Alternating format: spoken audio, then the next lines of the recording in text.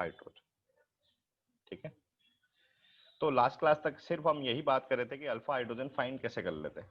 तो alpha hydrogen देखो, पूरे हाइपर कॉन्जुगेशन जो कॉन्सेप्ट है, यहाँ पे सबसे बेसिक कंडीशन यही है कि आप सिर्फ अल्फा हाइड्रोजन अगर फाइंड करना समझ पा रहे हैं तो हाइपर कॉन्जुगेशन समझ में आ गया अपने को। ठीक है, तो अल्फा हाइड्रोजन कैसे फाइंड करते हैं, देखो इससे रिलेटेड कुछ अपन यहाँ पे क्वेश्चन आज कर लेते हैं, है ना।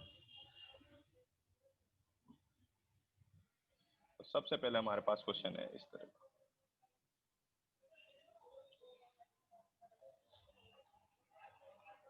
ठीक है, तो इस कंपाउंड में अल्फा हाइड्रोजन किसको बोलेंगे हम? अल्फा हाइड्रोजन का मतलब क्या रहेगा कि हमारे पास पहली बात क्या हो, कार्बोकटाइन हो सकता है इसकी जगह यहाँ पे क्या हो बेटा, फ्री रेडिकल भी हो सकता है। हमारे पास क्या हो सकता है, फ्री रेडिकल भी हो सकता है, और हो सकता है हमारे पास इस तरह का डबल बॉन्ड वाला सिस्टम हो, फॉर एग्जांपल दिस वन।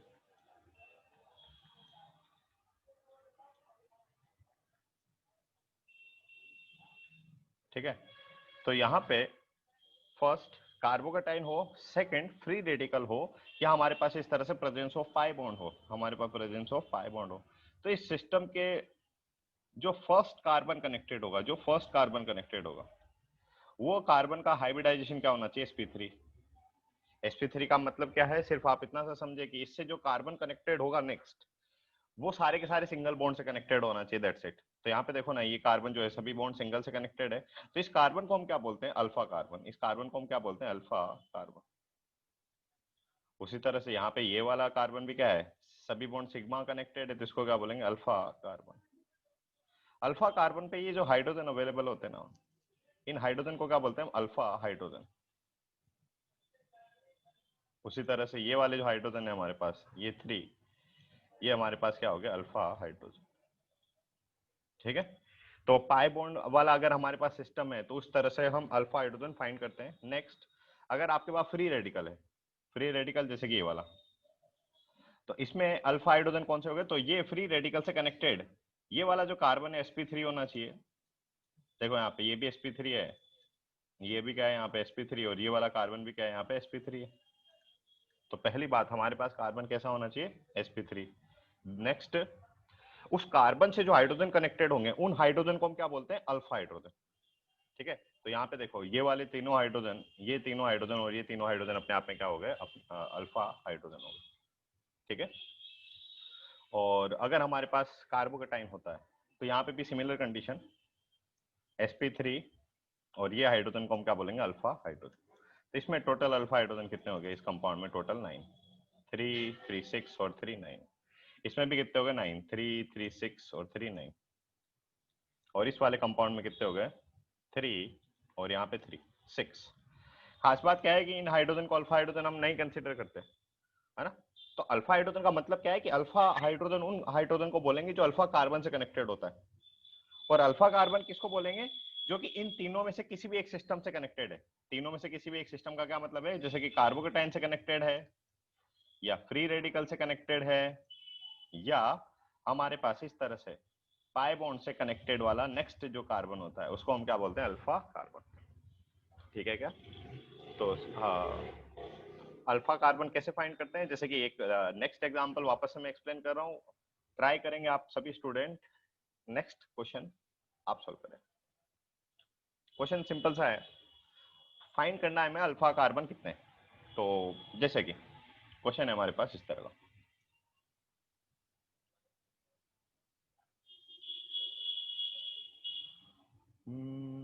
सबसे इजी से स्टार्ट करते हैं। हमारे पास कार्बोकेटाइन है,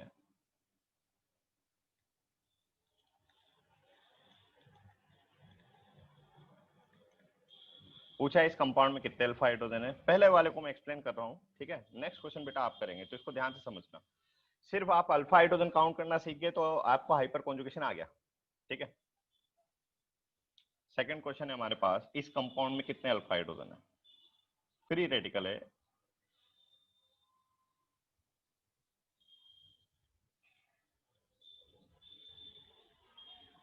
और थर्ड हमारे पास कंपाउंड है,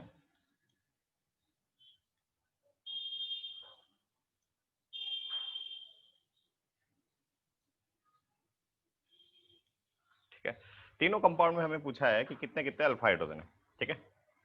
तो कैसे फाइंड करेंगे यहाँ पे, तो हमें देखो जो हाइपर कॉन्जुगेशन है सिर्फ 3 है, ये सिस्टम फॉलो करेंगे। पहली बात याद है कि carbon ion hyper conjugation show नहीं करता है ना। तो अगर हमारे पास लेट सपोज इनमें से कहीं पे कार्बन आयन होता, कार्बन पे नेगेटिव चार्ज होता, तो हम अल्फा हाइड्रोजन को वहां पे काउंट ही नहीं करेंगे, क्योंकि वो हाइपर कॉन्जुगेशन शो ही नहीं करता। फर्स्ट सेकंड थिंग यहाँ पे देखो, अब हमारे पास कार्बोकेटाइन है, इस वाले केस में यस, फ्री रेडिकल है हमारे पास, यस। अच्छा पाई बॉन्ड है हमारे पास, पाई बॉन्ड का इस सिस्टम की बात करेंगे, ये दोनों कार्बन का सिस्टम की एक बात करेंगे, ठीक है। तो ये तो हमारी बेटा फर्स्ट कंडीशन हो गई। तो फर्स्ट कंडीशन समझ में आया आपको?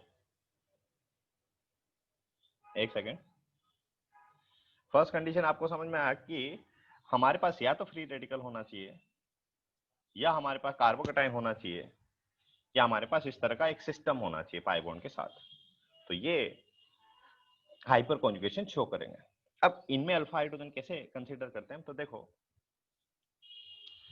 ये जो हमारे पास कार्बन है, कौन सा, दिस वन, इस कार्बन से जो कनेक्टेड कार्बन होगा, यानी कि फर्स्ट जो कार्बन होगा उसको क्या बोलते हैं, अल्फा कार्बन।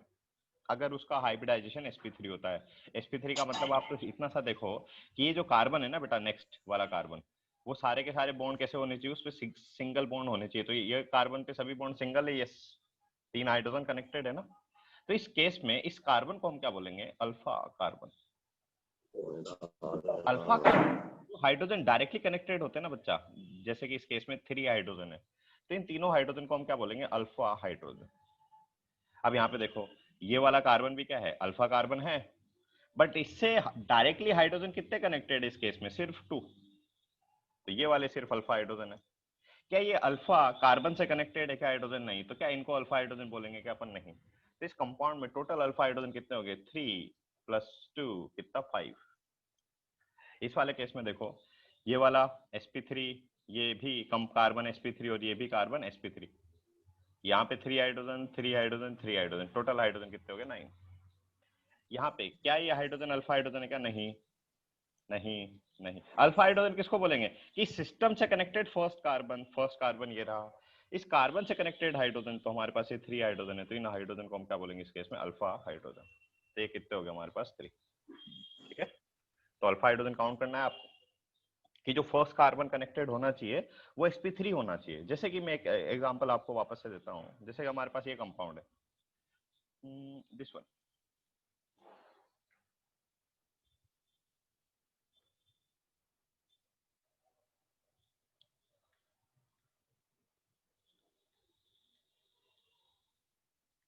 जैसे इस कंपाउंड में पूछा आपसे कितने अल्फा हाइड्रोजन हैं, तो हम क्या देखेंगे सबसे पहले, यहाँ पे ये हमारे पास कार्बोकेटाइन मिल गया, यस।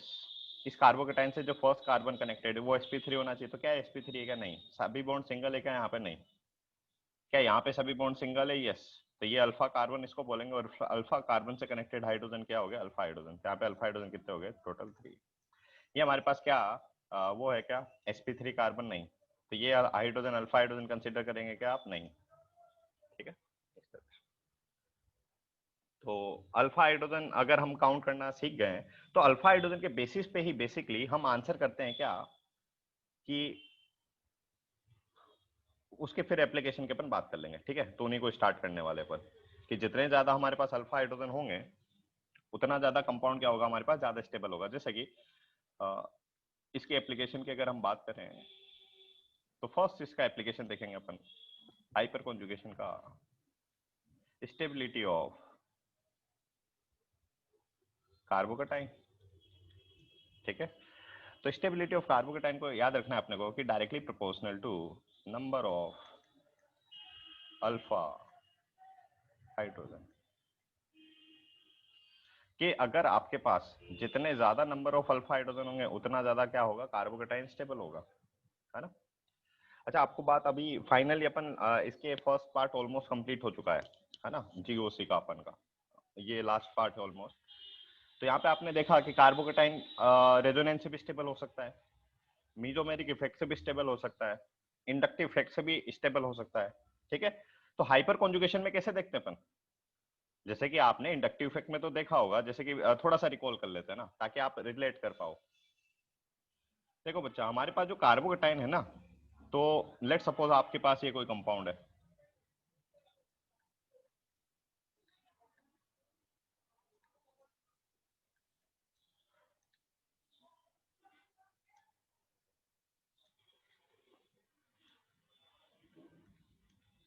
जैसे कि हमारे पास ये दो कंपाउंड है, ठीक है। नेक्स्ट हमारे पास इस तरह का कोई कंपाउंड है,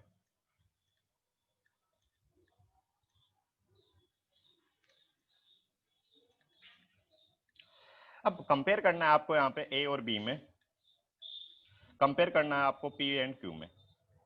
तो देखना बच्चा, अलग अलग केस में हम अलग अलग तरह के इफेक्ट कंसिडर करते हैं। जैसे कि फर्स्ट कंपाउंड में और सेकंड ए और बी में अगर हम देखें तो यहाँ पे NO2 का क्या होगा, माइनस आए, और CH3 का क्या होगा यहाँ पे प्लस आए, ठीक है। तो ये तो इलेक्ट्रॉन इसको पंप करेगा और ये इलेक्ट्रॉन इससे क्या करेगा, एक्सेप्ट करेगा। तो यहाँ पे इसने इलेक्ट्रॉन एक्सेप्ट किए तो इसका पॉजिटिव चार्ज बढ़ गया, और इसने इलेक्ट्रॉन पंप किए तो इसका पॉजिटिव चार्ज क्या हो गया, कम। चार्ज कम होने पे स्टेबिलिटी क्या होती है, बढ़ती है। तो हम बोलेंगे कि बी ज्यादा स्टेबल हो गया ए से। तो इन दोनों में कंपेयर किया आपने किसके बेसिस पे, इंडक्टिव इफेक्ट के बेसिस पे, ठीक है। सेकंड वाले केस में देखें तो यहाँ पे तो लग रहा है हमारे पास प्लस है, और इसमें हो रहा है ये रेजोनेंस, है ना। कॉन्जुगेशन सिस्टम बन रहा है, positive charge, single bond, pi bond, 5 और 6 टाइप ऑफ कॉन्जुगेशन अपन ने सिस्टम देखे हैं। तो इसमें तो रेजोनेंस हो रहा है, फर्स्ट में सिर्फ इंडक्टिव इफेक्ट हो रहा है। तो ज्यादा डोमिनेटिंग कौन सा होता है, तो हमें पता है कि मिस्टर हाई नाम का एक कॉन्सेप्ट है कि मीजोमेरिक इफेक्ट है, जो रेजोनेंस होता है वो सबसे ज्यादा डोमिनेटिंग होता है। तो इसमें तो रेजोनेंस हो रहा है, इसमें सिर्फ इंडक्टिव इफेक्ट हो रहा है। तो ज्यादा स्टेबल कौन करेगा यहाँ पे, रेजोनेंस, यानी कि क्यू ज्यादा स्टेबल होगा इसमें पी से, है ना। तो यहाँ पे देखा आपने कि रेजोनेंस में अलग तरह से हम स्टेबिलिटी डिफाइन करते हैं, इंडक्टिव इफेक्ट में हम सिग्मा बॉन्ड के इलेक्ट्रॉन को शिफ्ट करते हैं। उसी तरह से हाइपर कॉन्जुगेशन में अपन को सिर्फ क्या देखना होता है, अल्फा हाइड्रोजन, कि अगर अल्फा हाइड्रोजन ज्यादा तो कार्बोकटाइन है, या कार्बोकटाइन की जगह हम यहाँ पे लिख सकते हैं फ्री रेडिकल भी। तीनों को एक साथ स्टडी करते हैं ना, ज्यादा इजी रहेगा। स्टेबिलिटी कार्बोकटाइन हो, और स्टेबिलिटी फ्री रेडिकल हो, और हमारे पास इस तरह का कोई अल्कीन हो, ठीक है। तो इन सभी कंपाउंड का जो स्टेबिलिटी होगा वो डायरेक्टली प्रोपोर्शनल होगा नंबर ऑफ अल्फा हाइड्रोजन। यानी कि अगर अल्फा हाइड्रोजन बढ़ेंगे तो कार्बोकटाइन का स्टेबिलिटी बढ़ेगा, फ्री रेडिकल का भी स्टेबिलिटी बढ़ेगा, और अल्कीन का भी स्टेबिलिटी क्या होगा, बढ़ेगा, ठीक है। जैसे कि सर्टेन कुछ यहाँ पे क्वेश्चन अपन स्टार्ट कर सकते हैं। फर्स्ट क्वेश्चन है हमारे पास, पूछा है आपसे कि कौन सा कार्बोकटाइन यहाँ पे सबसे ज्यादा स्टेबल होगा। 3 क्वेश्चन में ले रहा हूँ, ठीक है, फर्स्ट, फिर नेक्स्ट क्वेश्चन आपको करना है। पहले तो आपको क्वेश्चन करना है कि अल्फा हाइड्रोजन फाइंड करना है। सेकंड तरह का क्वेश्चन पूछेंगे आपसे कि स्टेबिलिटी वाले, ठीक है। तो फाइनली इसको समराइज कर रहे हैं, कोई भी डाउट हो बच्चा इसके बाद पूछ भी लेना तुरंत, है ना। तो हमें पूछा है कि यहाँ पे जो कार्बोकटाइन है उनका स्टेबिलिटी क्या रहेगा। आपके पास कंपाउंड ए है कुछ इस तरह का, कंपाउंड बी है आपके पास कुछ इस तरह का, ठीक है ना। इजी इजी से क्वेश्चन स्टार्ट करते पहले। अच्छा, तो हमें देखा कि यहाँ पे अच्छा अच्छा कार्बोकटाइन है, तो कार्बोकटाइन है तो ये कार्बन जो है हाइपर कॉन्जुगेशन शो करेगा, ये भी हाइपर कॉन्जुगेशन यहाँ पे शो करेगा। तो कि सर ने बताया था कि इस कार्बन से जो कनेक्टेड नेक्स्ट कार्बन होता है, नेक्स्ट कार्बन का मतलब समझना बच्चा ये वाला कार्बन, और इसका इस केस में ये वाला कार्बन, ये डायरेक्टली कनेक्टेड है, पहली बात। दूसरी बात, ये कार्बन पे यहाँ पे देखो डबल बॉन्ड या ट्रिपल बॉन्ड नहीं है ना, तो बाई डिफॉल्ट यहाँ पे क्या रहेगा, यहाँ पे कितने हाइड्रोजन होंगे, 2। तो यहाँ पे टोटल हाइड्रोजन कितने हो गए हमारे पास, 5। अल्फा हाइड्रोजन कितने हो गए बच्चे यहाँ पे, 5। और सेकंड वाले केस में देखो, सेकंड वाले केस में इस कार्बन से कनेक्टेड ये वाला कार्बन sp3, ये वाला कार्बन भी sp3, और ये वाला कार्बन भी sp3, बट यहाँ पे 2 ही हाइड्रोजन रहेंगे। ये वाला पार्ट समझते हैं आप, है ना। तो यहाँ पे अल्फा हाइड्रोजन कितने हो गए बच्चा, 3, 5 और 3, 8। तो जितने ज्यादा अल्फा हाइड्रोजन उतना ज्यादा कंपाउंड स्टेबल। तो हमारे पास कौन सा ज्यादा कंपाउंड स्टेबल हो गया, बी वाला ज्यादा स्टेबल हो गया, किससे, ए वाले से। अब आप में से कोई स्टूडेंट पूछेगा कि सर यहाँ पे तो इंडक्टिव इफेक्ट भी हो रहा है ना। यस, ऑब्वियसली यहाँ पे इंडक्टिव इफेक्ट भी काम कर रहा है। समझ पा रहे हैं आप कैसे, देखना बच्चा, यहाँ पे ये आपके पास 2 डिग्री कार्बोकटाइन है, ध्यान दिया हो तो आपने, है ना, कार्बन, दो कार्बन से कनेक्टेड है ना, इस वाले से और इस वाले से 2 डिग्री, और ये वाला कार्बोकेटाइन देखो 3 डिग्री कार्बोकेटाइन है। तो यहाँ पे देखो तीन तीन इनका क्या होगा, इंडक्टिव इफेक्ट भी होगा, जबकि इसमें सिर्फ दो ही अल्काइल ग्रुप का इंडक्टिव इफेक्ट हो रहा है। तो इंडक्टिव इफेक्ट में अपन देखे थे बात कि अगर 3 डिग्री कार्बोकेटाइन होता है तो ज्यादा स्टेबल होता है 2 डिग्री से, है ना। तो इस कंपाउंड में आप देख पा रहे हैं कि साइमल्टेनियसली इंडक्टिव इफेक्ट भी काम कर रहा है और हाइपर कॉन्जुगेशन भी काम कर रहा है। बट तो यहाँ पे हम देखो, हमेशा अपन अगर इंडक्टिव इफेक्ट और हाइपर कॉन्जुगेशन में अगर कॉन्ट्राडिक्शन होता है तो ज्यादा प्रायोरिटी किसको देखें, हाइपर कॉन्जुगेशन को। या अगर हमें आंसर करना होगा तो भी हम किसके बेसिस पे करेंगे, हाइपर कॉन्जुगेशन के बेसिस पे। समझ पा रहे हैं, एक ही कंपाउंड में हो सकता है ना कि दोनों इफेक्ट काम कर रहे हो, हाइपर कॉन्जुगेशन भी काम कर रहा हो, इंडक्टिव इफेक्ट भी काम कर रहा हो, या हो सकता है मीजोमेरिक इफेक्ट काम कर रहा हो।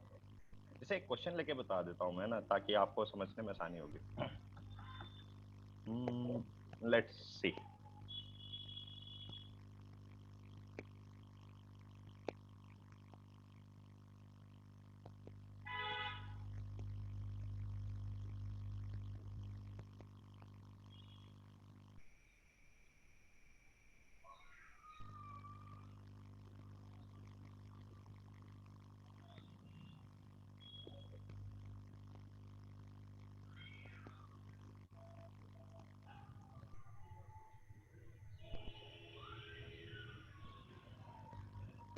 अब यहाँ पे पहले तो मेरे को एक दूसरा कॉन्सेप्ट एक्सप्लेन करना पड़ेगा, बट थोड़ा सा एक काम करते हैं ना, मैं जितना बोल रहा हूँ उसको दिमाग में थोड़ी देर के लिए याद रखो क्या,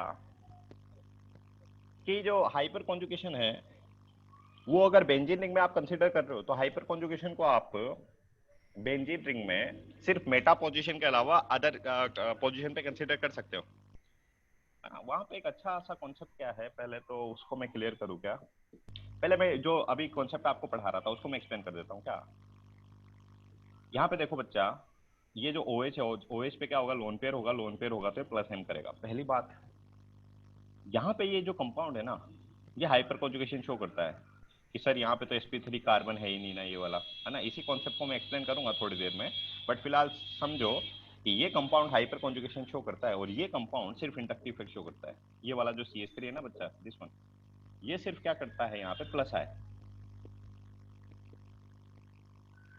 है ना। और ये वाला जो CH3 है ये अपने आप में क्या शो करता है, हाइपर कॉन्जुगेशन, साथ ही साथ ये प्लस आई भी करता है ऑब्वियसली। बट प्लस आई और हाइपर कॉन्जुगेशन में तो हम ज्यादा प्रायोरिटी किसको देंगे, अपन हाइपर कॉन्जुगेशन, है ना। यहाँ पे देखो हमसे पूछा है कि इनमें स्टेबिलिटी में अरेंज करना है आपको A, B और C, ठीक है। तो हम तो क्या जानते हैं, इस ऑर्डर को देखेंगे, ठीक है, कि जिसमें मीजोमेरिक या रेजोनेंस होगा वो सबसे ज्यादा स्टेबल होगा। तो यहाँ पे ABC में ये तो प्लस M से स्टेबल हो रहा है, यानी कि ये सबसे ज्यादा स्टेबल होगा, यस। तो A सबसे ज्यादा स्टेबल होगा इनमें, क्योंकि इसमें तो क्या हो रहा है, मीजोमेरिक इफेक्ट। B वाले कंपाउंड में क्या हो रहा है, हाइपर कॉन्जुगेशन, और C में क्या हो रहा है, सिर्फ इंडक्टिव। इसमें दोनों का इफेक्ट हो रहे हैं, हाइपर कॉन्जुगेशन भी हो रहा है और प्लस आई भी हो रहा है। बट ज्यादा प्रायोरिटी हम किसको देखेंगे, हाइपर कॉन्जुगेशन को। तो B ज्यादा स्टेबल होगा और C सबसे कम स्टेबल होगा, है ना। अब ये वाला मैं रीजन एक्सप्लेन कर देता हूँ कि इसमें हाइपर कॉन्जुगेशन हो रहा है, प्लस आई तो हो ही रहा है, बट इसमें सिर्फ प्लस आई होगा, हाइपर कॉन्जुगेशन यहाँ पे हमें नहीं देखने को मिलेगा। तो पहले वो वाला कॉन्सेप्ट समझे आप क्या, कि हमारे पास देखो कंपाउंड में किसी में प्लस M लग रहा है, जैसे फर्स्ट कंपाउंड में, सेकंड कंपाउंड में हाइपर कॉन्जुगेशन लग रहा है, और थर्ड कंपाउंड में सिर्फ इंडक्टिव इफेक्ट लग रहा है। तो मिस्टर हाई के बेसिस पे हमने आंसर किया है कि सबसे ज्यादा स्टेबल कौन सा हो जाएगा, मीजोमेरिक या रेजोनेंस वाला, जो कि फर्स्ट। सेकंड में हाइपर कॉन्जुगेशन से इलेक्ट्रॉन का ट्रांसफर होता है, but as compare to resonance वहां पे जो इलेक्ट्रॉन का ट्रांसफर होता है वो उतना ज्यादा इफेक्टिव नहीं होता, है ना। नेक्स्ट, इंडक्टिव इफेक्ट में भी इलेक्ट्रॉन का ट्रांसफर होता है, यानी कि जो कार्बन पे पॉजिटिव चार्ज है वहां पे इलेक्ट्रॉन पहुंचेंगे, बट वो सिग्मा बॉन्ड के थ्रू पहुंचते हैं, है ना। इलेक्ट्रॉन धीरे धीरे सिग्मा बॉन्ड के थ्रू ट्रांसफर होंगे, वो बहुत ज्यादा इफेक्टिव नहीं होता, इवन हाइपर कॉन्जुगेशन से भी कम, लेस इफेक्टिव होता है। तो खुद से सोचो ना, सबसे फास्ट या सबसे बेटर तरीके से इलेक्ट्रॉन कहाँ पे ट्रांसफर होंगे, यहाँ पे। तो इसका जो पॉजिटिव चार्ज हो क्या हो जाएगा बेटा, काफी ज्यादा कम। यहाँ पे भी चार्ज कम होगा बट उतना ज्यादा इफेक्टिव नहीं, यहाँ पे भी चार्ज कम होगा बट उतना ज्यादा इफेक्टिव नहीं। तो चार्ज सबसे ज्यादा कम हुआ है इस वाले केस में, तो सबसे ज्यादा स्टेबल होगा ये वाला कंपाउंड।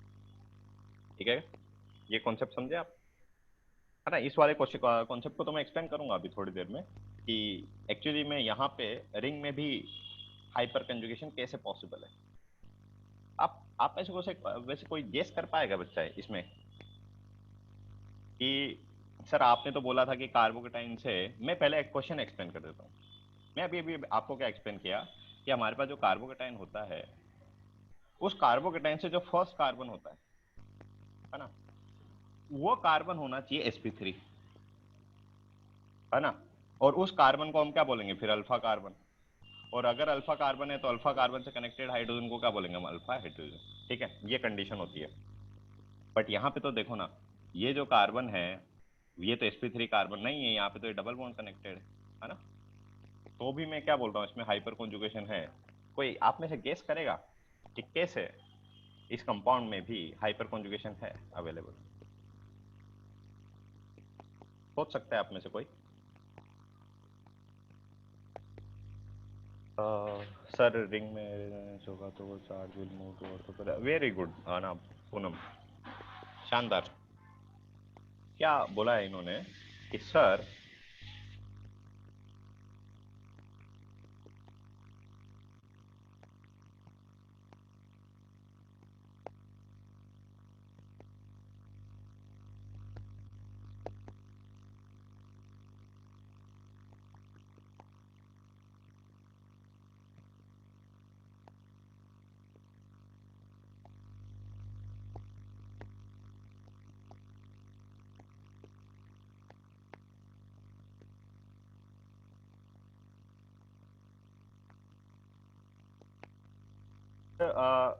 ये कंपाउंड है, फर्स्ट पॉजिटिव चार्ज है। अब हमें देखना है कि इस कंपाउंड में हाइपर कॉन्जुगेशन शो करेगा नहीं करेगा। तो देखने में हमें क्या लग रहा है ओवरऑल, कि सर ने बोला था कि पॉजिटिव चार्ज से पहला जो कार्बन होता है वो कार्बन का हाइब्रिडाइजेशन sp2 sp3 होना चाहिए। sp3 का मतलब कि सारे बॉन्ड सिंगल होने चाहिए, बट यहाँ पे तो ये फर्स्ट जो कार्बन है डबल बॉन्ड से कनेक्टेड है, तो हम बोलेंगे कि सर इसमें तो हाइपर कॉन्जुगेशन नहीं होगा। बट रुको, यहाँ पे अब हमें पता है कि कॉन्जुगेशन है सिस्टम में। कॉन्जुगेशन का क्या मतलब था, यहाँ पे देखो ये पाई बॉन्ड, ये सिंगल बॉन्ड और ये पॉजिटिव चार्ज कॉन्जुगेशन है, यस। अगर सिस्टम में कॉन्जुगेशन है तो रेजोनेंस होगा, यस। अब रेजोनेंस कैसे होता है यहाँ पे आप सभी को पता है अभी तक। तो ये बॉन्ड कहाँ पे शिफ्ट हो गया बच्चा, यहाँ पे। तो यहाँ पे ये डबल बॉन्ड आ गया। इस पाई बॉन्ड का अपन ने कुछ भी किया क्या, इस वन इसका कुछ नहीं, ये एज इट इज रहा। इस पाई बॉन्ड का आपने कुछ भी किया क्या, नहीं, ये एज इट इज रहा। अब यहाँ पे देखो बच्चा, इलेक्ट्रॉन कहाँ वाले कार्बन से गए हैं, यहाँ वाले कार्बन से गए हैं। तो यहाँ पे क्या आ गया बच्चा, पॉजिटिव चार्ज। नेक्स्ट, ये जो पाई बॉन्ड है, वापस से कॉन्जुगेशन मिल गया मेरे को, पाई बॉन्ड सिग्मा बॉन्ड और ये पॉजिटिव चार्ज। तो पाई बॉन्ड यहाँ पे शिफ्ट होगा, बोलो। तो ये इस बॉन्ड का हमने कुछ भी किया क्या, नहीं। क्या इस बॉन्ड का हमने कुछ भी किया क्या, नहीं। यहाँ पे क्या आ गया, डबल बॉन्ड आ गया। और पाई इलेक्ट्रॉन्स कहाँ से गए इससे बच्चा, यहाँ पे, यहाँ से गए थे इलेक्ट्रॉन, तो यहाँ पे क्या आ गया, पॉजिटिव चार्ज। आपने देखा एक बार कि अभी मेरे पास एक कार्बोकेटाइन है जिसपे, मतलब कार्बन है जिसपे पॉजिटिव चार्ज है, और उस कार्बन से कनेक्टेड हमारे पास, ये देखो बच्चा, ये sp3 कार्बन मिल गया अभी इधर में, है ना। ये क्या मिल गया आपको, sp3 कार्बन मिल गया। और sp3 कार्बन मिल गया तो ये अल्फा अल्फा कार्बन हो गया। और अल्फा कार्बन से कनेक्टेड हाइड्रोजन को क्या बोलेंगे, अल्फा हाइड्रोजन। यानी कि ये जो तीनों हाइड्रोजन है ये क्या हो जाएंगे हमारे पास, अल्फा हाइड्रोजन। और अल्फा हाइड्रोजन अपने आप में क्या शो करेंगे, हाइपर कॉन्जुगेशन। तो देखने में हमें लग रहा था कि यहाँ पे हाइपर कॉन्जुगेशन नहीं है, बट ड्यू टू रेजोनेंस ये जो चार्ज है वो चार्ज ही हमारे पास कहाँ पे पहुंच गया, इस पैरा पोजीशन पे पहुंच गया। और ऑर्थो पे भी है, यानी कि CH3 अगर यहाँ पे भी लगा होता है ना बच्चा, ऑर्थो पोजीशन पे भी, तो भी हम इसमें हाइपर कॉन्जुगेशन कंसीडर करते हैं। बट अगर मेटा पोजीशन पे लगा है तो देखो, मेटा पोजीशन पे तो पॉजिटिव चार्ज आएगा नहीं ना, नहीं आया ना इसमें। कहाँ कहाँ पे पॉजिटिव चार्ज देखने को मिल रहा है अपने को, एक तो दिख रहा है अपने को ऑर्थो पोजीशन पे, और ये कौन सी पोजीशन है इसकी, पैरा। ठीक है, अभी नेक्स्ट कहाँ पे शिफ्ट होगा बच्चा है, ये यहाँ पे शिफ्ट, तो पॉजिटिव चार्ज कहाँ पे आ जाएगा, यहाँ पे। तो जो पॉजिटिव चार्ज आया है वो सिर्फ कहाँ कहाँ पे आएगा, ऑर्थो और पैरा पे। तो अगर मेटा पोजीशन पे हमारा CH3 ग्रुप कनेक्टेड है, जैसा कि ऊपर वाले केस में कनेक्टेड था, समझा क्या, ये वाला क्वेश्चन में पहुंच गया अपन वापस से। ये वाली कौन सी पोजीशन है इसकी, मेटा। ये वाली कौन सी पोजीशन थी इसकी, ऑर्थो। तो ये जो पॉजिटिव चार्ज है वो ऑर्थो पे आ जाता है, बट मेटा के कभी भी नहीं आता। अगर मेटा पे पॉजिटिव चार्ज आ ही नहीं रहा है तो हाइपर कॉन्जुगेशन नहीं शो करेगा। यही सेम कॉन्सेप्ट अपन वहां पे भी पढ़े थे, कहां पे, मीजोमेरिक इफेक्ट में, कि मीजोमेरिक इफेक्ट होता है प्लस एम हो कि माइनस एम हो, कभी भी मेटा पोजीशन पे वर्कआउट नहीं करता। तो सिमिलर कंडीशन यहाँ पे भी रहेगी कि हमारे पास जो हाइपर कॉन्जुगेशन है अगर रिंग पे कंसिडर कर रहे हो तो कौन कौन सी पोजीशन पे रहेगा, ऑर्थो और पैरा पे। इसमें अच्छा कॉन्सेप्ट क्या था कि देखने में लग रहा है कि हमारे पास जो कार्बन है वो sp2 है, ये वाला कार्बन क्या है, sp2 है, तो हाइपर कॉन्जुगेशन नहीं होना चाहिए था। बट ड्यू टू रेजोनेंस ये पॉजिटिव चार्ज यहाँ तक शिफ्ट होता है और यहाँ पे जैसे ही चार्ज मिला है तो नॉर्मल कंडीशन हो गई हमारी, पॉजिटिव चार्ज और ये sp3 कार्बन और ये वाले हाइड्रोजन। ठीक है, तो इस वाले कंपाउंड में तो प्लस एम हो रहा है। सर आप ही में से कुछ स्टूडेंट बोलेंगे सर माइनस आई भी तो हो रहा है ना, ऑक्सीजन की तो इलेक्ट्रोनेगेटिव, और इसको थोड़ा डिटेल में अगर देखें तो ऑक्सीजन की तो इलेक्ट्रोनेगेटिविटी कार्बन से ज्यादा होती है, तो सर इसमें माइनस आई भी तो हो रहा है ना। यस, बट ओवरऑल हम ज्यादा प्लस आई और माइनस आई में इफेक्टिव किसको लेंगे, हम प्लस एम को, तो इसका सिर्फ प्लस एम कंसिडर करना है। इसमें दोनों काम हो रहे हैं, हाइपर कॉन्जुगेशन भी हो रहा है प्लस आई भी हो रहा है। ज्यादा इफेक्टिव किसको लूंगा, हाइपर कॉन्जुगेशन को।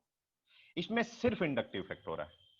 तो देखो मेरे पास तीन फैक्टर हैं कंपेयर करने को, एक बार प्लस एम को कंपेयर करना है हाइपर कॉन्जुगेशन से और एक इंडक्टिव इफेक्ट।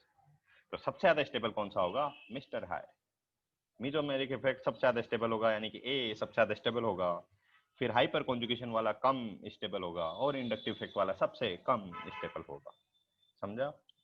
तो फाइनली इस चैप्टर को मैं ये इस तरह से सभी इफेक्ट को साइमल्टेनियसली हमें किसी भी कॉन्सेप्ट में अप्लाई करना होता है।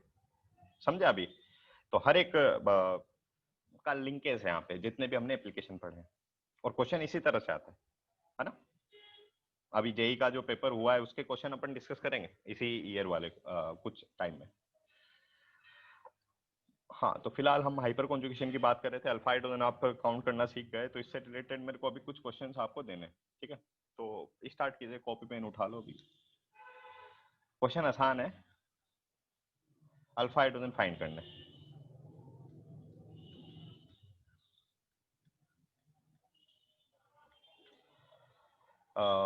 ठीक है ना।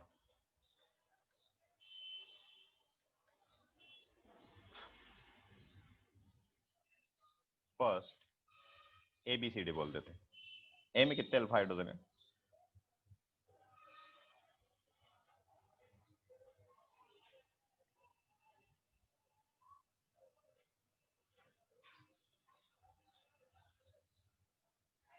बी में कितने अल्फा हाइड्रोजन है,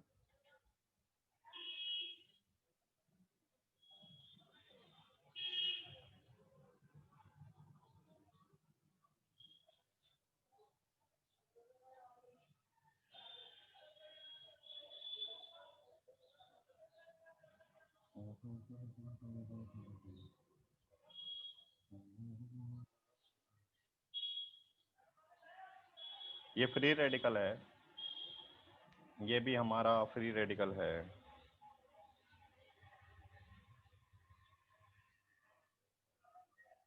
ठीक है ना, काफी है।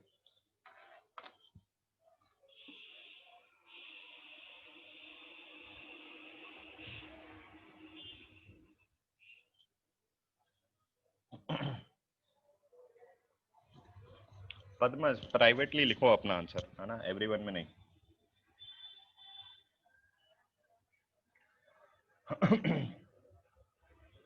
सही है वैसे आंसर आपका।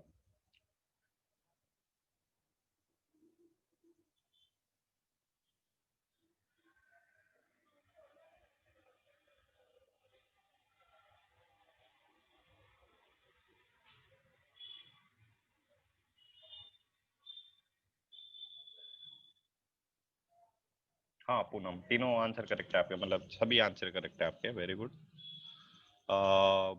कुणाल, कुणाल के भी सभी आंसर करेक्ट है, वेरी गुड। काबरा, हाँ सभी आंसर करेक्ट है, वेरी गुड।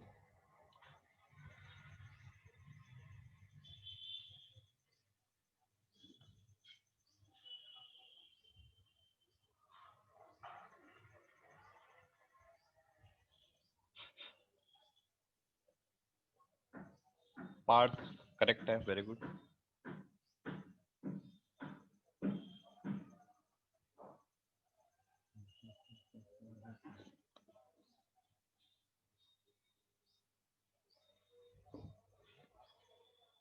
ठीक है, तो देखते हैं हमें क्या देखना है सबसे पहले कि या तो होना चाहिए कार्बोकेटाइन, कार्बोकेटाइन, या फ्री रेडिकल भी चलेगा, free radical and free radical. Next, इससे जो फर्स्ट कार्बन कनेक्टेड है वो क्या होना चाहिए हमारे पास, sp3। तो ये कार्बन sp3 है, यस। ये कार्बन sp3 है, यस। ये वाला कार्बन sp3 है, यस। ये वाला कार्बन sp3।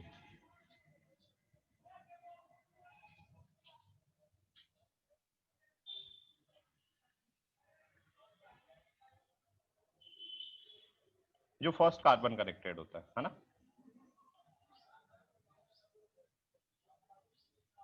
तो देखो, अब हमने जो sp3 कार्बन देखा है उससे कनेक्टेड हाइड्रोजन काउंट कर लेने हैं, दैट्स इट। तो इस पे कितना हाइड्रोजन है 3 और यहाँ पे कितना हाइड्रोजन है 2, तो आंसर हो गया 5। अब कंफ्यूज फालतू में नहीं होना है कि सर इस हाइड्रोजन भी तो डायरेक्टली कनेक्टेड है ना, नहीं बेटा। इस कार्बोकेटाइन से जो फर्स्ट कार्बन कनेक्टेड होगा उस कार्बन को हम बोलते हैं पहली बात अल्फा कार्बन। अब अल्फा कार्बन से कनेक्टेड हाइड्रोजन को अल्फा हाइड्रोजन बोलते हैं। तो ये क्या अल्फा कार्बन से कनेक्टेड है क्या, नहीं, ये तो डायरेक्ट कनेक्टेड है ना, तो इसको हम अल्फा हाइड्रोजन कंसीडर करेंगे कि नहीं। तो सिर्फ हम अल्फा हाइड्रोजन कितना 3 and 2 5। नेक्स्ट, ये वाला कार्बन देखो sp3 कार्बन हो गया, और ये वाला कार्बन पे यहाँ पे कितना हाइड्रोजन होंगे बच्चा 3। इस कार्बन ने 3 बॉन्ड बना रखे, तो बाय डिफॉल्ट कितना हाइड्रोजन रहा होगा यहाँ पे 1। तो ये वाले जो पर्पल में है कार्बन, ये दोनों कार्बन क्या हो गए sp3। ये वाला कार्बन भी क्या है sp3। जो sp3 कार्बन होते हैं उनको हम क्या बोलते हैं अल्फा कार्बन। और अल्फा कार्बन से कनेक्टेड हाइड्रोजन क्या हो गया अल्फा हाइड्रोजन। तो एक तो ये वाला और ये 3 हाइड्रोजन, ये वाला। तो टोटल कितने हाइड्रोजन हो गए 4 अल्फा हाइड्रोजन। नेक्स्ट, ये हमारे पास फ्री रेडिकल, ये 3 2 और यहाँ पे भी कितने 2, तो 3 to 5 और 2 7। फ्री रेडिकल यहाँ पे सिर्फ सिंगल हाइड्रोजन है, यहाँ पे 3 हाइड्रोजन है। अब यहाँ पे ध्यान देना बच्चा, ये जो हमारा कार्बन है इस पे कोई भी हाइड्रोजन कनेक्टेड नहीं है। यहाँ पे ये CH3 ग्रुप कनेक्टेड है, ये भी CH3 और ये भी CH3। तो इसमें अल्फा कार्बन तो दिख रहा है बट अल्फा हाइड्रोजन यहाँ पे नहीं है। तो अल्फा हाइड्रोजन सिर्फ कितने यहाँ पे 3 और दिस वन 4। तो सिर्फ कितना 4। तो हमारे पास कितने हो गया 5 एंड यहाँ पे कितने थे 4, ये 7 और यहाँ पे भी कितने 4। ठीक है, तो ये हम अल्फा हाइड्रोजन इस तरह से यहाँ पे फाइंड करते हैं। अल्फा हाइड्रोजन के बेसिस पे आप स्टेबिलिटी बता सकते हो कार्बोकेटाइन का, फ्री रेडिकल का एंड अल्कीन का। ठीक है, तो नेक्स्ट क्वेश्चन भी आपको ट्राई करना है। क्वेश्चन है ये this one, stability of alkyne आपसे पूछा है।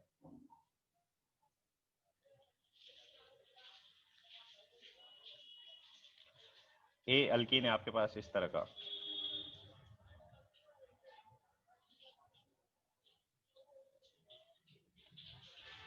बी अल्कीन है आपके पास दिस वन,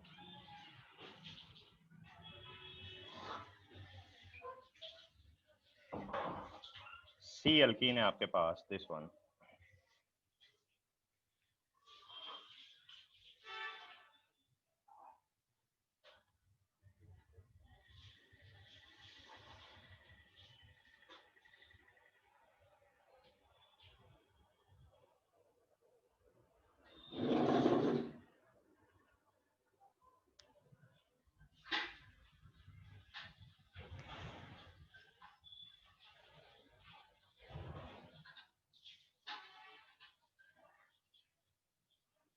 डी अल्कीन है आपके पास दिस वन।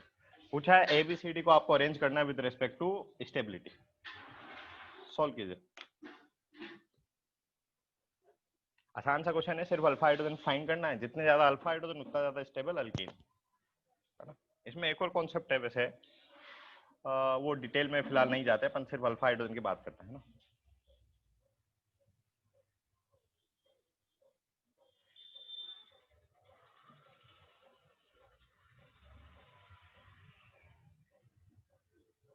हाँ, पूनम करेक्ट है, कुणाल करेक्ट है, रंजल कनेक्ट है करेक्ट है, काबरा जी करेक्ट है।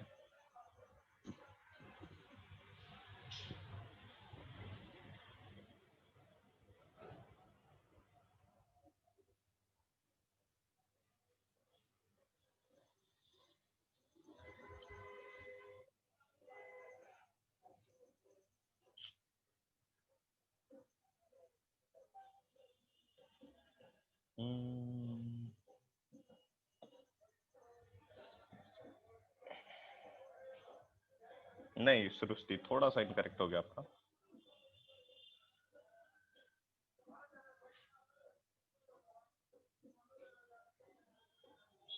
तो अल्कीन में अपने को सिर्फ हम क्या देखेंगे, इस तरह का सिस्टम देखेंगे। कौन सा सिस्टम की बात करें, दिस वन।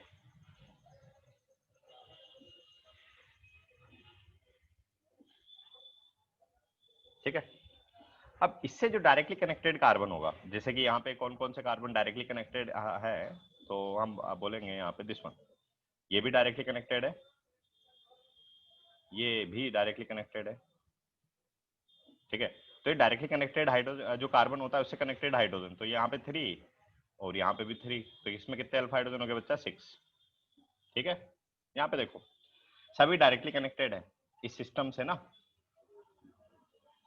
इस सिस्टम से हम बात करते हैं, पूरे सिस्टम से बात करेंगे। तो डायरेक्टली कनेक्टेड ये कार्बन है, इनसे कनेक्टेड हाइड्रोजन का बोलेंगे अल्फा हाइड्रोजन। तो यहाँ पे कितने हो गए टोटल, 12 है ना। नेक्स्ट ये 3 हमारे पास डायरेक्टली कनेक्टेड है, तो किसमें कितने हो गए, इसमें 9।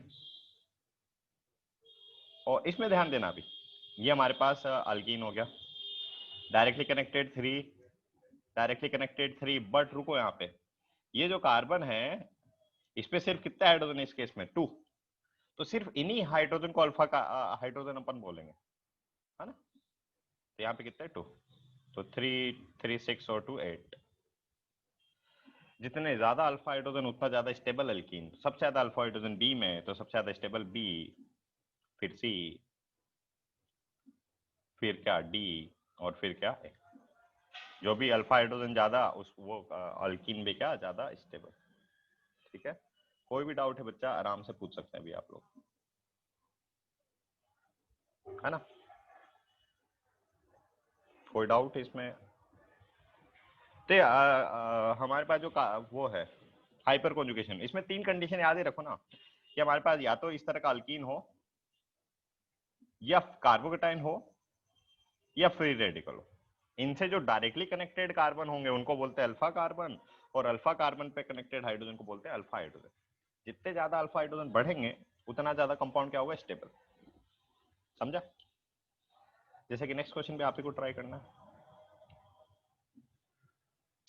आपको बताना है यहाँ पे स्टेबिलिटी ऑफ फ्री रेडिकल।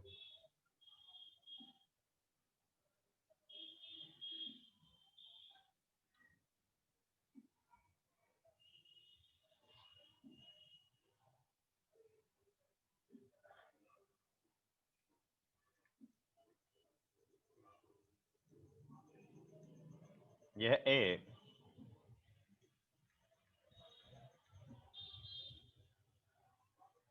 यह बी,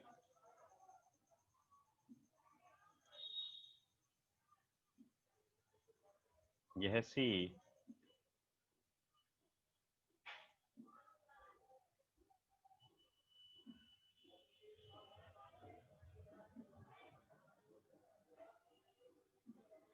और यह डी।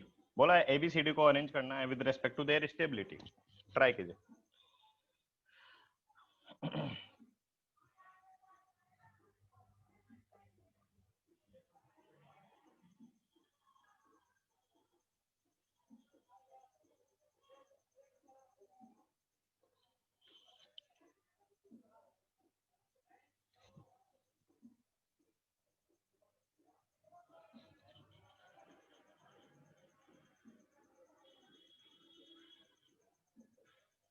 नहीं पूनम इनकरेक्ट हो गया।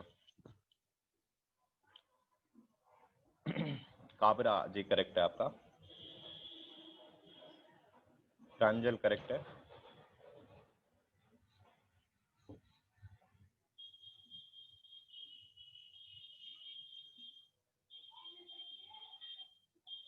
हाँ पूनम अभी करेक्ट है।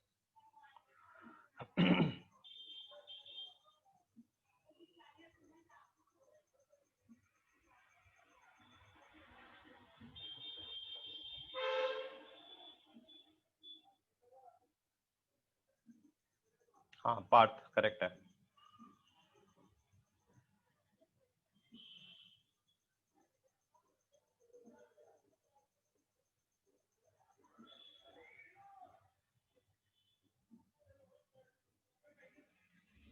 ठीक है, तो देखो यहाँ पे जो भी स्टूडेंट आंसर नहीं कर पाए या है ना, पूछा करो ना बच्चा, अगर नहीं समझ में आ रहा है तो साथ ही साथ।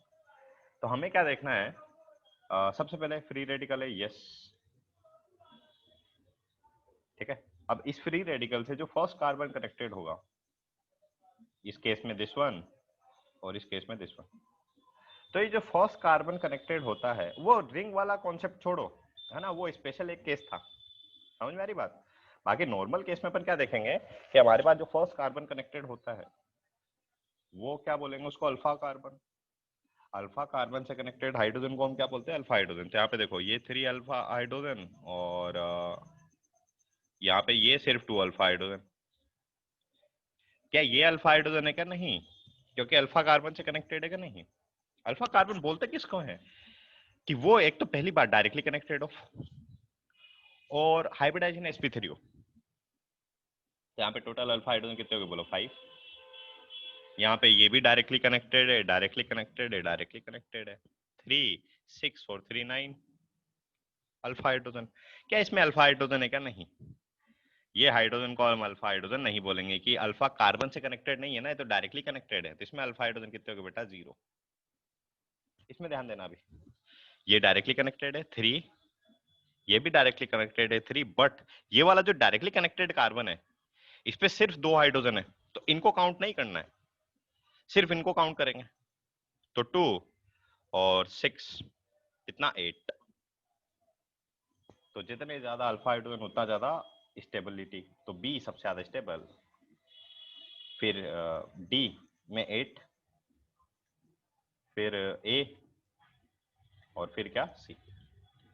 ठीक है, तो हम जैसे कि ऊपर वाले केस में देखा हमने अल्कीन का स्टेबिलिटी, इस वाले केस में हमने क्या देखा, फ्री रेडिकल का स्टेबिलिटी। दोनों किसके बेसिस पे हम एक्सप्लेन कर सकते हैं यहाँ पे, हाइपर कॉन्जुगेशन के बेसिस पे। ठीक है, कंफ्यूजन के लिए क्वेश्चन दे रहा हूं मैं, है ना, देखते हैं आप में से कितने स्टूडेंट सॉल्व कर पाते इसको। क्वेश्चन है दिस वन, कार्बन आयन का स्टेबिलिटी चेक करना है आपको, बताना है कौन सा कार्बन आयन सब, मतलब अरेंज करना है, सेम क्वेश्चन।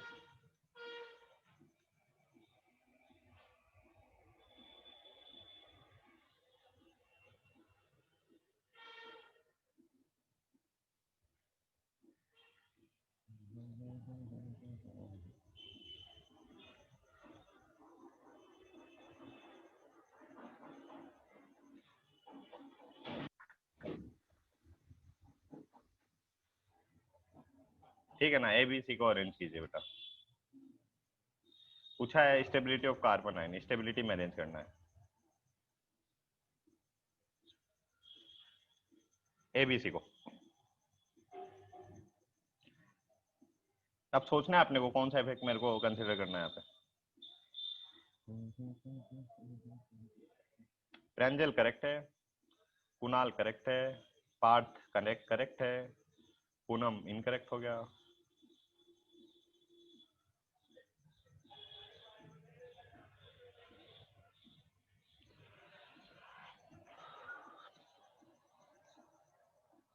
तो यहाँ पे देखो, पहली बात कि क्या ये कंपाउंड हाइपर कॉन्जुगेशन की यहाँ पे बात करेंगे, नहीं। कार्बन आयन पे तो हाइपर कॉन्जुगेशन की हम बात ही नहीं करते, है ना, तो हाइपर कॉन्जुगेशन वाला कॉन्सेप्ट तो भूल जाओ, इसलिए मैं बोला भी था ना, कंफ्यूज करने के लिए क्वेश्चन दे रहा हूँ।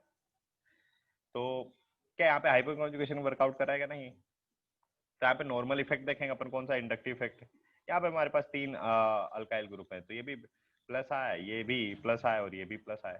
अब प्लस आया से खुद से सोचो ना आप, ये इलेक्ट्रॉन प्रोवाइड कर रहे हैं, किसको प्रोवाइड कर रहे हैं, इस कार्बन को प्रोवाइड कर रहे हैं, और उस कार्बन पहले से नेगेटिव चार्ज है, किसी के पास एक्सिस में इलेक्ट्रॉन है और उसको और प्रोवाइड करते तो उसका एक्सिस अमाउंट क्या होगा, बढ़ेगा। तो यहाँ पे इसका चार्ज क्या होगा, बढ़ेगा।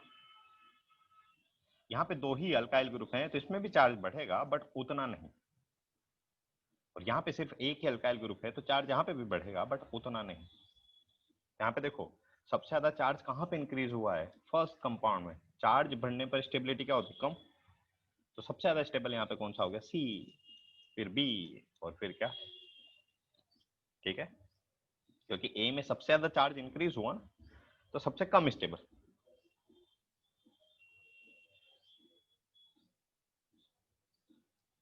ठीक है, तो ये इसका फर्स्ट एप्लीकेशन हुआ अभी तक, कार्बोकेटाइन का स्टेबिलिटी एंड सो ऑन। ठीक है, यहाँ पे कुछ सर्टेन क्वेश्चन इसके एप्लीकेशन में। सेकंड इसका एप्लीकेशन होता है क्या, हीट ऑफ हाइड्रोजनेशन। यहाँ पे अपन कमेंट यहाँ पे कर सकते हैं उस पर। हीट ऑफ हाइड्रोजनेशन क्या होता है, बहुत शॉर्ट में समझो क्या, कि हम किसी भी अल्कीन में अगर हाइड्रोजन को ऐड कर रहे हैं तो उस प्रोसेस में क्या होता है, कुछ एनर्जी, सर्टेन एनर्जी रिलीज होता है। जैसे कि लेट सपोज आपके पास ये कोई अल्कीन है, आपने क्या किया, इस अल्कीन में हाइड्रोजन को ऐड कर रहे हो। एक हाइड्रोजन यहाँ पे चले गया और एक हाइड्रोजन यहाँ पे चले गया, तो अल्कीन जो हमारा है वो किस में कन्वर्ट हो गया, अल्केन में। ठीक है, तो ये जब हाइड्रोजन को आपने ऐड किया तो यहाँ पे सर्टेन अमाउंट ऑफ एनर्जी क्या होती है बेटा, रिलीज होती है। सर्टेन अमाउंट ऑफ एनर्जी क्या होती है, रिलीज होती है। और उसी एनर्जी को क्या बोलते हैं, heat of hydrogenation. Heat of hydrogenation. अब इसको बहुत ज्यादा डिटेल में नहीं समझना आपने को, सिर्फ इतना सा याद रखो फिलहाल कि अगर हमारे पास नंबर ऑफ अल्फा हाइड्रोजन ज्यादा होंगे तो उतना ज्यादा स्टेबल अल्कीन होगा, और जितना ज्यादा स्टेबल अल्कीन होगा उतनी कम वहां पे क्या होगी, हीट ऑफ हाइड्रोजनेशन। मतलब सीधा सा ये कॉन्सेप्ट अपने को याद रखना है। कौन सा, दिस वन।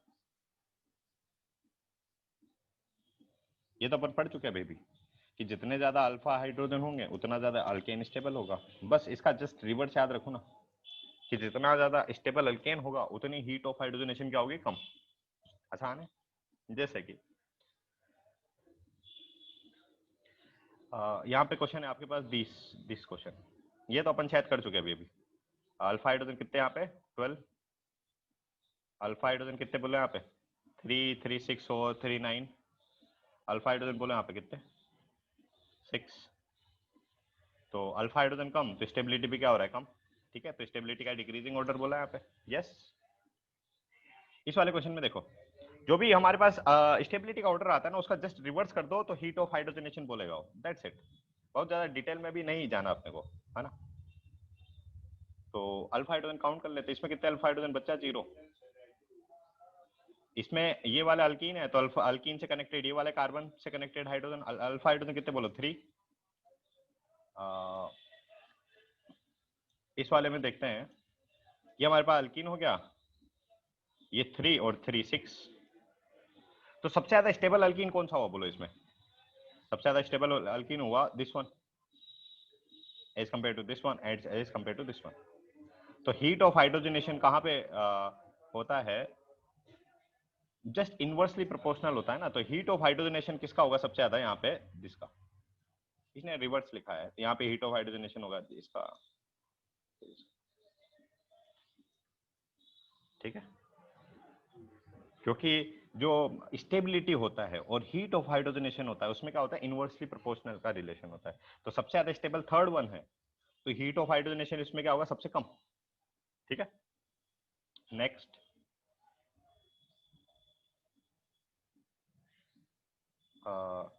इस वाले कॉन्सेप्ट को थोड़ा सा मैं डिटेल में अभी लेता हूँ आफ्टर सम टाइम, पहले इसको कवर कर लेते हैं।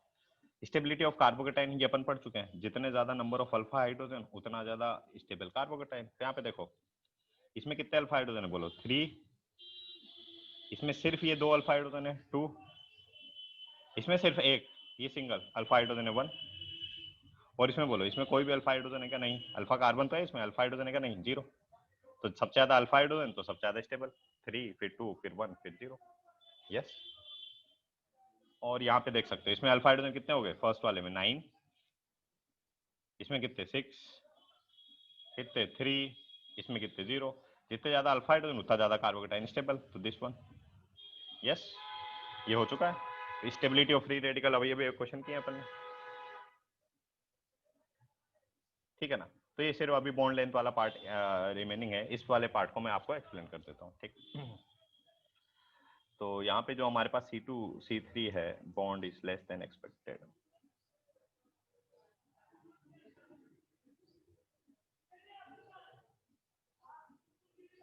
तो देखो बॉन्ड लेंथ का क्या सेंस होता है, पहले तो उस पार्ट को मैं एक्सप्लेन कर देता हूँ,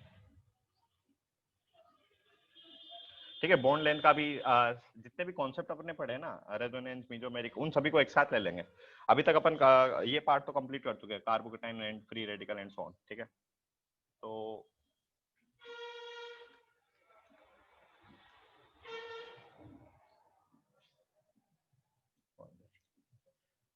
ठीक है, तो बॉन्ड लेंथ वाला कंप्लीट करते हैं। ये आज हमारा जीओसी का पार्ट 1 कंप्लीट हो गया बेटा, जीओसी पार्ट 1 इज कंप्लीटेड, ठीक है।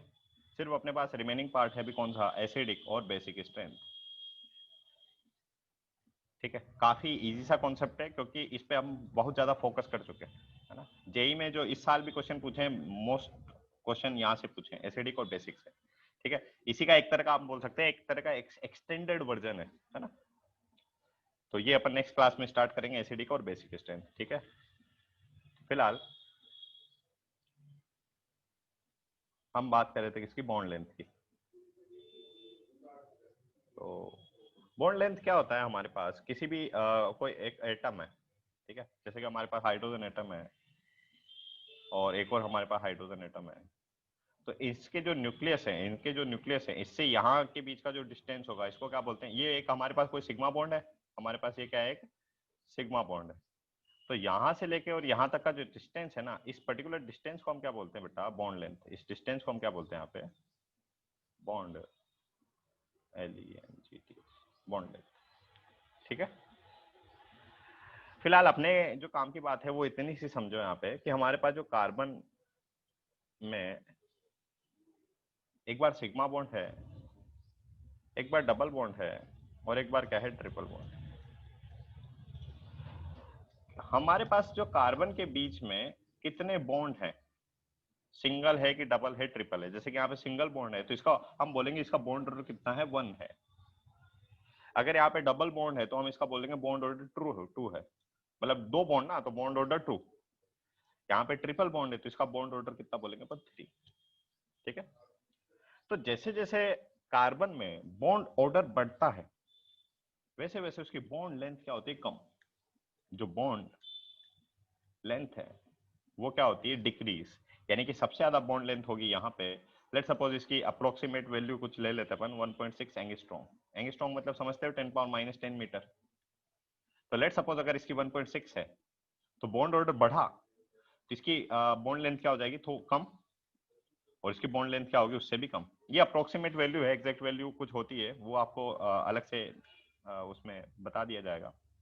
बट फिलहाल इतना सा कॉन्सेप्ट समझो क्या, कि जैसे कि सिंगल बॉन्ड है तो हमारे पास लेट सपोज इतनी डिस्टेंस पे, जैसे डबल बॉन्ड हुआ ना तो पास आ जाएंगे, और ट्रिपल बॉन्ड हुआ तो और ज्यादा पास आ जाएंगे, ठीक है। तो जैसे जैसे बॉन्ड ऑर्डर बढ़ता है, वैसे वैसे बॉन्ड लेंथ क्या होती है, कम। इस कॉन्सेप्ट को अपन पढ़ेंगे कहाँ पे, केमिकल बॉन्डिंग में, है ना। MOT ऐसा एक कॉन्सेप्ट है, molecular orbital theory.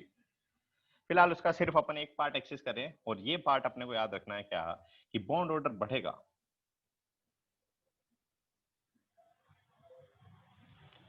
Bond order अगर बढ़ेगा तो बॉन्ड लेंथ क्या होगा, डिक्रीज, ठीक है। इनवर्सली प्रोपोर्शनल है। फिलहाल इस पर्टिकुलर कॉन्सेप्ट से हमारे जीओसी में सारा काम हो जाएगा इससे, ठीक है। जैसे कि समझते हैं अभी,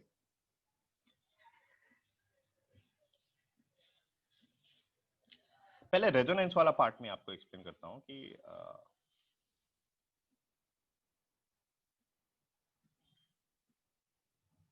ठीक है, आपको पता कैसे लगा कि इस कंपाउंड में रेजोनेंस है।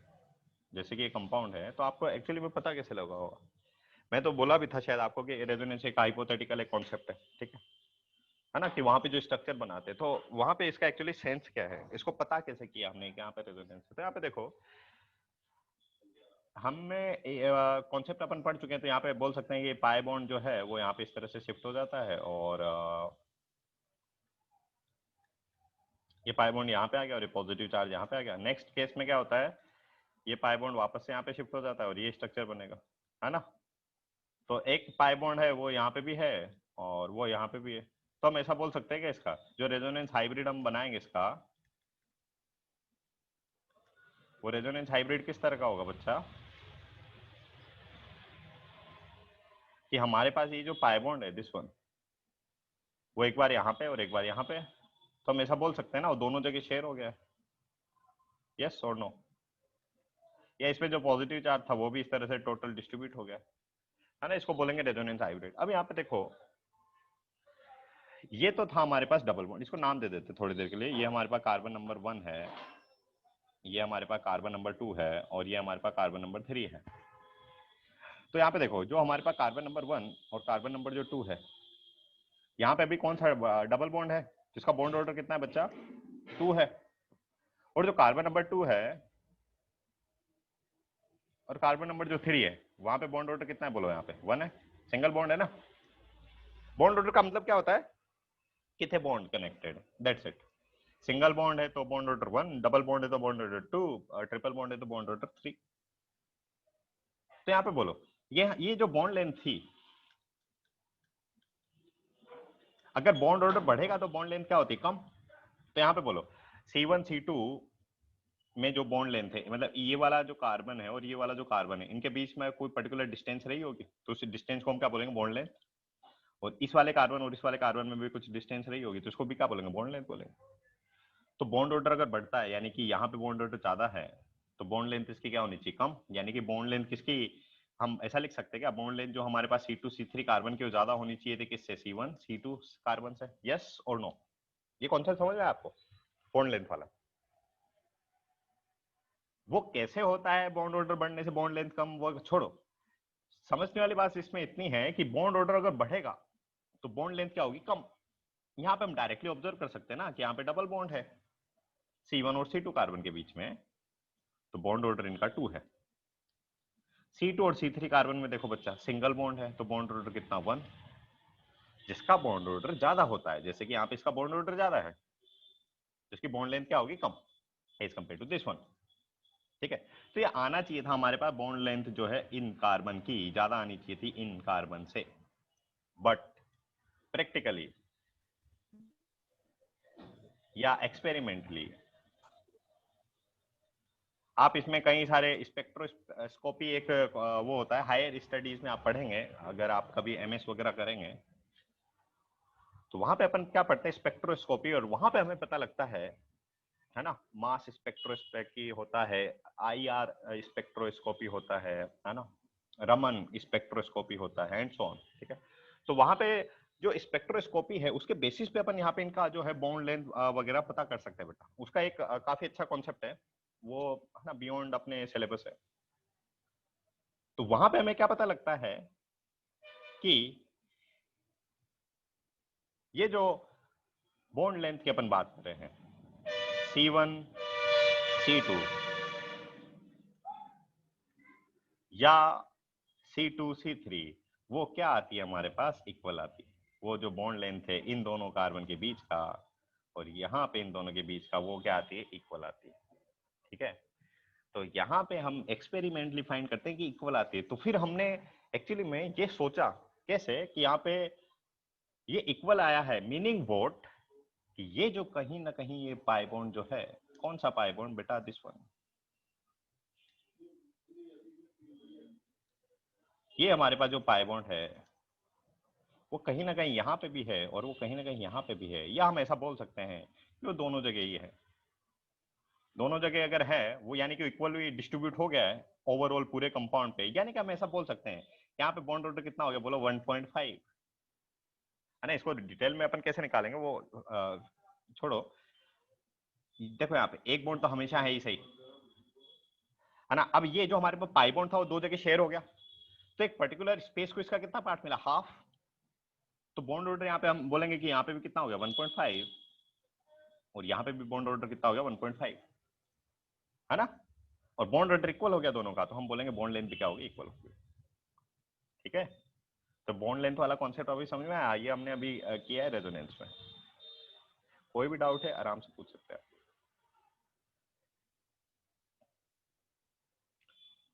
है ना।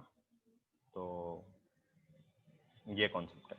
अब हाइपर कॉन्जुगेशन में भी कुछ खास है नहीं। हाइपर कॉन्जुगेशन में हमारे पास जैसे कि ये कोई कंपाउंड है, दिस वन,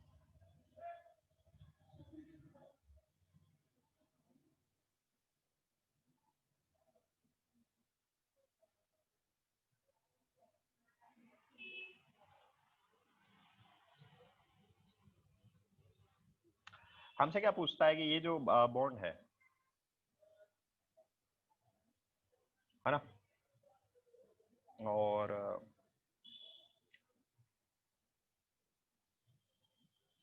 ये हमारे पास जो बॉन्ड है,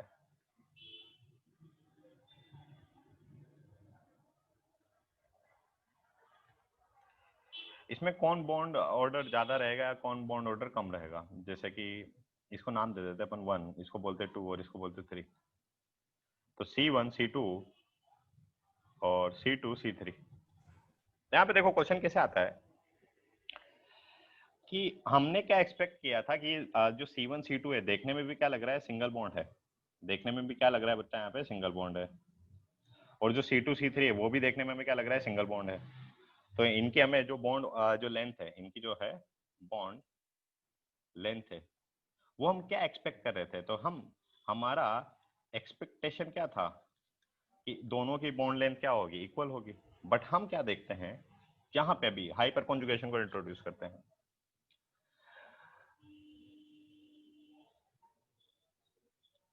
अरे क्या ABC क्या लिख रहे हैं यहाँ पे देखो, इसमें क्या होगा, हाइपर कॉन्जुगेशन है C1 और C2 के बीच में। कैसे है, ये अल्फा कार्बन है, अल्फा कार्बन से कनेक्टेड अल्फा हाइड्रोजन है। तो यहाँ पे क्या होगा बच्चा, हाइपर कॉन्जुगेशन होगा। हाइपर कॉन्जुगेशन में आपने देखा था कि ये जो इलेक्ट्रॉन यहाँ पे शेयर कर देता है।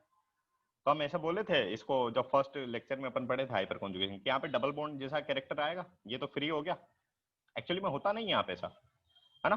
बट यहाँ पे हम क्या बोलेंगे, फ्री हो गया और यहाँ पे डबल बॉन्ड कैरेक्टर आएगा, यानी कि इसका जो बॉन्ड ऑर्डर है वो बढ़ता हुआ दिखेगा अपने को। बट यहाँ पे देखो, क्या C2 और C3 के बीच में हाइपर कॉन्जुगेशन है क्या, नहीं। हमारे पास यहाँ पे अल्फा हाइड्रोजन है क्या, नहीं। ये तो कार्बन कनेक्टेड है ना इस कार्बन से, तो अल्फा हाइड्रोजन है क्या, नहीं। तो यहाँ पे हाइपर कॉन्जुगेशन होगा क्या, नहीं। तो यहाँ पे जो बॉन्ड ये है, ये हमेशा परमानेंट, इसका जो बॉन्ड ऑर्डर है वो हमेशा 1 ही रहेगा, मतलब सिंगल बॉन्ड ही रहेगा। बट यहाँ पे ड्यू टू हाइपर कॉन्जुगेशन, ये जो बॉन्ड ऑर्डर 1 है वो 1 से थोड़ा सा ज्यादा रहेगा, क्योंकि ये वाले जो इलेक्ट्रॉन यहाँ पे शिफ्ट हो रहे हैं। तो हम इसको बोले थोड़ा सा, लेट्स सपोज 1.2। ठीक है ना। तो हमने क्या एक्सपेक्ट किया था, देखने में लग रहा है दोनों, ये भी बॉन्ड सिंगल है ये भी बॉन्ड सिंगल है, तो बॉन्ड ऑर्डर क्या आना चाहिए था, सिंगल। बट एक्चुअली में हम क्या ऑब्जर्व करेंगे यहाँ पे कि ये बॉन्ड तो सिंगल ही रहा, बट ये वाला जो बॉन्ड है दिस वन, यहाँ पे due to hyperconjugation bond order क्या हो रहा है, बढ़ रहा है। और बॉन्ड ऑर्डर अगर बढ़ रहा है, बॉन्ड ऑर्डर हम बोल सकते हैं जो C1 C2 का है वो ज्यादा है किससे, C2 C3 से, है ना। अरे C2 C3 का तो हमेशा 1 ही रहेगा, C2 C3 का तो हमेशा जो है बॉन्ड ऑर्डर 1 ही रहेगा। और यहाँ पे हम बोल सकते हैं इसका थोड़ा सा ज्यादा होगा 1 से, लेट्स सपोज 1.2। तो अगर बॉन्ड ऑर्डर बढ़ा है तो बॉन्ड लेंथ क्या होगा, कम। यानी कि जो C2 C3 का बॉन्ड लेंथ है वो ज्यादा होगा किससे, C1 C2 से। तो हमने क्या एक्सपेक्ट किया था कि C1 जो C2 का बॉन्ड लेंथ इक्वल होना चाहिए था, बट वो एक्सपेक्टेशन से क्या आ रहा है, कम। ठीक है, तो इसको लैंग्वेज में ऐसा बोल सकते हैं कि bond length of C2 C1 C2 is less as uh, as we expected, है ना। कि हमने जो भी एक्सपेक्टेशन किया था उससे क्या आ रहा है, वो कम आ रहा है। तो उसका कम का रीजन क्या है, तो यहाँ पे वो असर्शन रीजन में बोल सकता है कि असर्शन है, और यहाँ पे रीजन उसने दिया है कि रीजन दिया, क्या दिया उसने कि ड्यू टू हाइपर कॉन्जुगेशन। तो दोनों करेक्ट हैं, यस। असर्शन में क्या बोला है कि हमारे पास जो C1 C2 का जो बॉन्ड लेंथ है वो क्या आ रहा है, लेस आ रहा है एक्सपेक्टेशन से, यस सही बात है। उसका रीजन क्या दिया है, due to hyperconjugation, yes दोनों करेक्ट है ना। तो इस तरह से असर्शन रीजन में भी क्वेश्चन आया हुआ है इसका। बाकी अपन कंटिन्यू करेंगे नेक्स्ट क्लास में। कोई भी डाउट है तो ये यहाँ पे फर्स्ट पार्ट अपना जो है जीओसी का कंप्लीट हो गया। नेक्स्ट क्लास में अपन स्टार्ट करेंगे एसिडिक और बेसिक स्ट्रेंथ। ठीक है, मैं क्वेश्चन कुछ प्रोवाइड करता हूँ आपको, पहले उन्हीं को अपन कल डिस्कस भी कर लेंगे, है ना। ठीक है, जेई वाले बुकलेट सॉल्व कीजिए, नीट वाले बुकलेट सॉल्व कीजिए। ठीक है, कुछ क्वेश्चन जो मैं भी प्रोवाइड कर रहा हूँ ट्राई कीजिए, बट उन क्वेश्चन को आप अटेम्प्ट कीजिए, करें सभी को। ठीक है, कोई भी डाउट है पूरे लेक्चर में वो पूछ सकते हैं आप ओरली भी। आपको मैं अनम्यूट किया हूँ अभी, पहले भी अनम्यूट थे शायद आप।